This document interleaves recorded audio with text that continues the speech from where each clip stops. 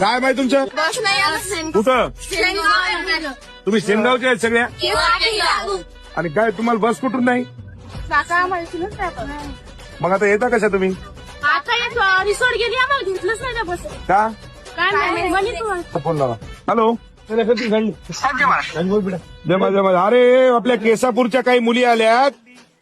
अरे त्यांना ते कोणती आता रिसोड गाडी गेली त्या लेकरांना त्या गाडीमध्ये घेतलं नाही हा या पद्धतीने जर वागत असतील हे लेकरं आता इथं या ठिकाणी 25 लेकरं आहेत आणि शाळा सुटून ती आपल्या बस स्टँड मध्ये गेले कोण रिसोडवाला कोण गाडीवाला होतं ते कोण ड्रायव्हर आणि कंडक्टर आहे ताबडतोब त्याच्यावर कारवाई करा आणि आताच सांगायला होतं त्यांना सकाळी 12:30 वाजता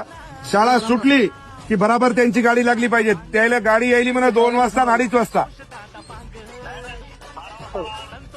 हा तेवढी दक्षता घ्या मी आता पाठवायला त्यांना गाड्यात बसून द्या लगेच ओके आम्ही केसापूर या गावच्या मुली आमची शाळा 12:30 वाजता सुटते आम्हाला जायला बस नसते असली तर उभं राहून जावे लागते तर आम्ही आमदार साहेबांकडे गेलो आणि आम्ही आमचा प्रश्न मांडला आमदार साहेबांनी लगेच बस स्टँडला फोन लावला आणि आम्हाला गाडी उपलब्ध करून दिली आमच्या सर्वांकडून आमदार साहेबांचे खूप खूप आभार गरीबांचा वाली तशी उन्हात सावली समर्थ रांगडागडी सदा उभा ठाई जनतेच्या सेवे पायी जनतेचा सेवेकरी संतोष दादा बांग